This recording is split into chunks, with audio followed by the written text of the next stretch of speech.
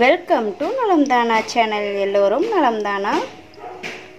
நம்ம சேனலை first time பார்க்குறீங்க அப்படின்னா சப்ஸ்கிரைப் பண்ணிக்கோங்க. பக்கத்தில் இருக்க பெல் பட்டனையும் கிளிக் பண்ணிக்கோங்க. ஃப்ரெண்ட்ஸ், நம்ம இன்றைக்கி என்ன பார்க்க போகிறோம்னு பார்த்தீங்கன்னா, சப்பாத்திக்கு பரோட்டாக்கெல்லாம் ஒரு சைடிஷ் தான் பார்க்க போகிறோம். இது வந்து முட்டை க்ரீன் பீஸில் செஞ்ச ஒரு சைடிஷ். வாங்க இது எப்படி செய்கிறதுன்னு பார்க்கலாம். கடாய் வச்சுக்கிட்டேன், எண்ணெய் ஊற்றிக்கிறேங்க. கோகோனட் ஆயில் தான் நான் ஊற்றிக்கிறேன். எண்ணெய் காயட்டும். எண்ணெய் காஞ்சதும் 1/4 டீஸ்பூன் வந்து சீரகம் ஆட் பண்ணிக்கிறேன். சீரகம் வந்து வெடிச்சு வரணுங்க. சீரகம் வெடிச்சிருச்சு. நான் கருவேப்பிலை ஆட் பண்ணிக்கிறேன்.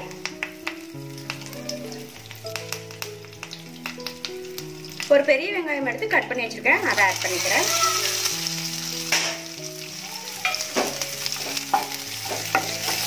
வணக்கிடலாம் நல்லா.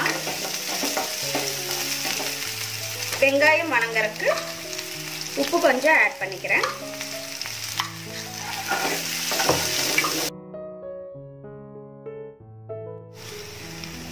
இப்போ வந்துட்டு வெங்காயம் நல்லா வணங்கி வந்துருச்சுங்க.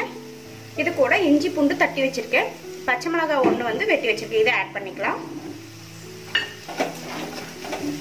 நல்லா வணக்கிடலாம். இப்போ வந்துட்டு வெங்காயம் நல்லா வணங்கி வந்துச்சு. நான் வந்து 2 தக்காளி எடுத்து அரைச்சி வச்சிருக்கேன், மீடியம் சைஸ் தக்காளி. ஸோ அதை வந்து ஆட் பண்ணிக்கிறேன். இப்போ வந்து இது நல்லா கலக்கி விட்டுறலாம். இதோட பச்சை வாசம் போகிற வரைக்கும் இது வேகணும். இப்போ வந்து நான் கேப்சிகம் கட் பண்ணி வச்சுருக்கேன், அதுவும் ஆட் பண்ணிக்கிறேங்க. ஸோ இதையும் நல்லா கலக்கி விட்டுறலாம். இப்போ வந்து இதை நான் மூடி வச்சிடறேன். இது வந்து 5 மினிட்ஸ் பச்சை வாசம் போகிற வரைக்கும் வேகட்டும். இப்போ வந்துட்டு இதோட ஸ்மெல் போயிடுச்சுங்க. இது கூட நம்ம வந்துட்டு இது கூட 1/2 டீஸ்பூன் மல்லித்தூள் ஆட் பண்ணிக்கிறேன். 1 டீஸ்பூன் காஷ்மீரி மிளகாய் தூள் ஆட் பண்ணிக்கிறேன். இது கூட நல்லா வணக்கிக்கலாம்.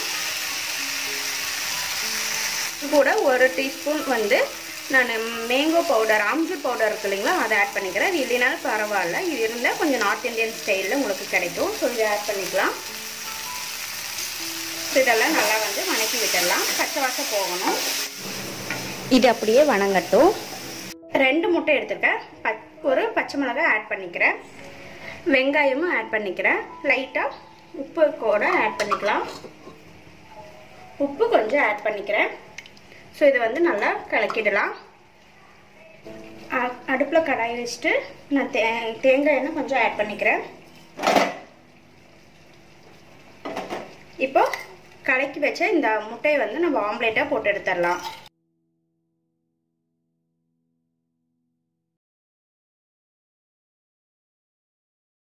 வந்து பெப்பர் தூள் மேலே ஆட் பண்ணிக்கிறேன்.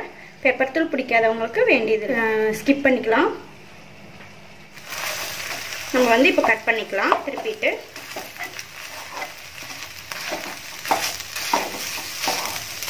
இந்த மாதிரி இப்போவே பீசஸ் பண்ணிக்கலாம்.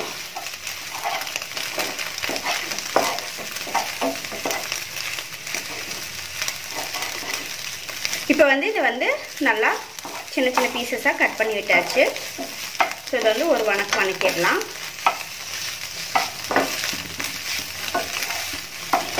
ஸோ இதை வந்து எடுத்து தனியாக வச்சிடலாங்க. இப்போ கிரேவி ரெடி ஆயிடுச்சு. இப்போ வந்துட்டு கிரேவி வந்து கொதிச்சு வந்துருச்சுங்க. இது கூட நான் பட்டாணி வந்து வேக வச்சு எடுத்து வச்சிருக்கேன். இது வந்து ஃப்ரெஷ் பட்டாணி நம்ம கடையில் கிடைக்கும் இல்லைங்களா, அதுதான். அதை வந்து ஆட் பண்ணிக்கிறேன்.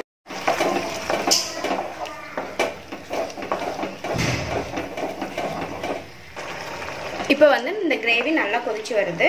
பட்டாணி வந்துட்டு நீங்கள் முதல் நாளே வேணால் இந்த பட்டாணி இல்லை அப்படின்னா நீங்கள் ஊற வச்சு வேக வச்சு எடுத்துக்கோங்க. நம்ம வீட்டில் இருக்கோம் இல்லைங்களா, அந்த பட்டாணியவே நீங்கள் எடுத்துக்கலாம்.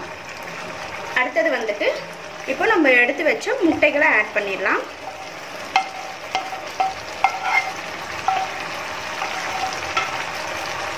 இதையும் நல்லா கலக்கி விட்டுடலாம். ஸோ இந்த முட்டைகளோட இந்த கிரேவி வந்து நல்லா கலங்கணும். இந்த முட்டையும் இந்த பட்டாணியும் சேரும்போது காம்பினேஷன் டேஸ்ட்டாக இருக்குங்க, நல்லாயிருக்கும்.